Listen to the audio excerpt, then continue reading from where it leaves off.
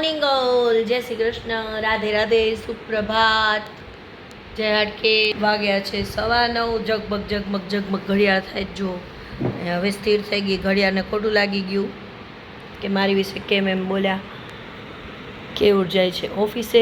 Tiffin મમ્મીને ત્યાંથી લેવાનું છે આજે. બેને કીધું તું કે પપ્પા ભેગા આપણે વયા જશું, નાની તમે રસોઈ કરી રાખો. અને હવે થોડુંક એને કંટાળો આવે છે. ઉઠવાનો કંટાળો નથી આવતો, પણ અત્યારે કેવું ભેગો જવાનો કંટાળો આવે છે. કેમ કે હવે મોટી થઈ ગઈ છે ને, તો શું થાય છે કે ટ્રિપલમાં બેસવામાં એને તકલીફ પડે છે. થોડીક નહીં ઘણી પડે, કેમ કે 15 વર્ષની થશે. સ્કૂટરમાં ટ્રિપલમાં બેસવામાં તકલીફ પડે અને ગેરકાયદેસર એ છે. 3 જણાએ ન જવાય, 2 જણાએ જવાનું. એને કામ કાયદો તોડવો, પકડાય ન પકડાય તો જુદી વસ્તુ છે. અને સ્કૂટરના જમ્પર પાછળથી દબાય એના કરતાં 70 રૂપિયા બસ નીકળે છે. કેવું મમ્મીને કહેજો, અમે લોકો રિક્ષામાં આવશું. નક્કી કર્યું હતું પણ પછી એને કંઈ કેન્સલ કરી નાખ્યું. ખોટે ખોટું સ્કૂટરના જમ્પરિયા દબાય ને.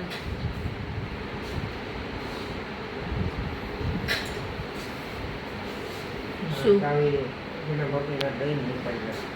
એક ચાવી જીનિસાના દફતરમાં છે.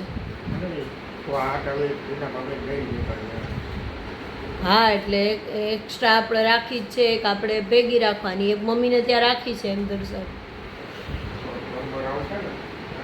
પ્લમ્બર ભાઈને કાંઈ થોડી એમ કહેવાય કે ઘર ખોલીને રિપેર કરી નાખજો. જોઈએ ભાઈ, તમે ફોન કરીને પૂછો તો ખરા કે ક્યારે આવવાનો છે, ક્યારે આવવાના છે પ્લમ્બર ભાઈ.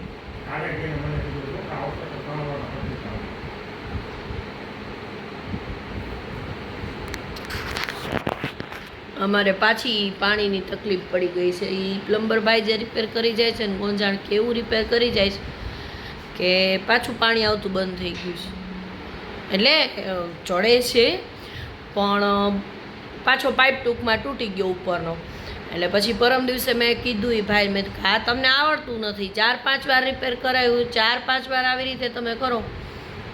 અને પાડોશીનો એ વાંક નથી, તો રાડું પાડવાના જ છે, સ્વાભાવિક છે. એના ઘરમાં, કોકના ઘરમાં પાણી પડ્યા કરે સતત, તો કહેવાનું છે આપણે જેટલી વાર પાણી ચડાવીએ એટલી વાર એના ઘરમાં દંદુડા પડે, તો એ તો બોલવાના જ છે, સ્વાભાવિક છે.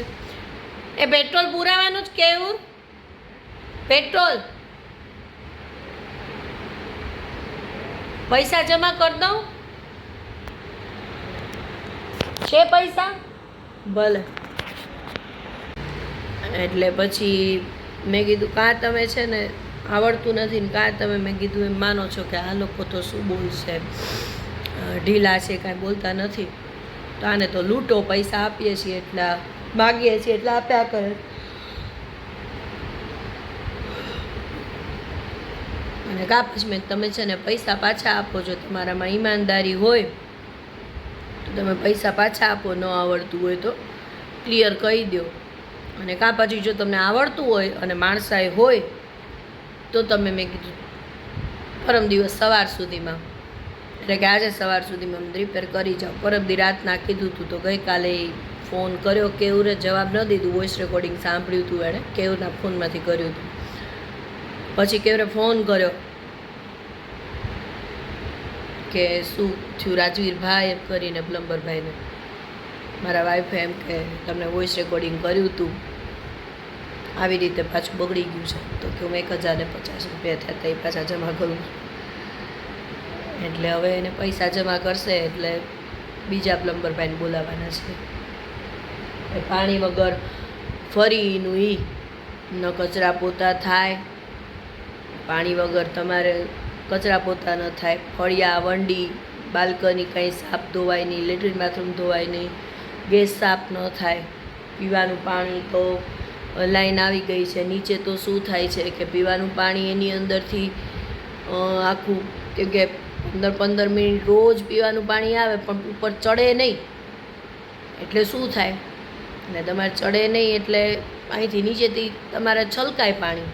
પીવાનું પાણી તમારે, અમારે સબમર્સિબલમાંથી સીધું ભરી લઈને એ ભરી ન શકાય. આખો મૂળ સુધી ટાંકો, મોઢા સુધી ટાંકો, મૂળથી મોઢા સુધી ટાંકો ભરેલો હોય. એટલે એ થાય નહીં. એટલે પીવાના પાણીના લોચા પડે છે. પીવાના પાણીનો જગ લેવો પડે, સબમર્સિબલમાંથી સીધું ભરી ન શકો તમે. અને ટાંકામાં ભલે પીવાનું પાણી આવતું હોય પણ છેક ઓલી બાજુ છે, આમ ટાંકાની ઓલી બાજુ, તો એ કાંઈ આની અંદર ભરી જઈને તો આપણે ભરવા ન જાય. એ તો સીધું ઉપર ચડે પછી જ આરો થઈને આવે તો થાય. તો આરો તો ઉપલું પાણી ચડતું ન હોય તો ચાલુ ન હોય.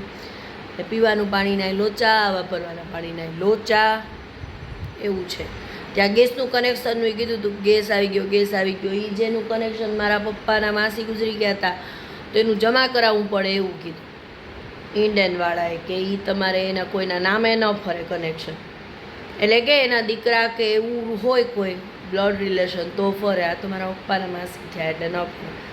એટલે આ જે છે એ પૂરા થઈ જાય બાટલા 2, એટલે એ પછી ઊભું છે પ્રશ્ન, એવું છે. એટલે નહીં ગેસ, નહીં પીવાનું પાણી, નહીં વાપરવાનું પાણી. સ્કૂટરે બગડી ગયેલું છે, રિક્ષામાં ફરવું પડે છે. રોજના 150 રૂપિયા થાય.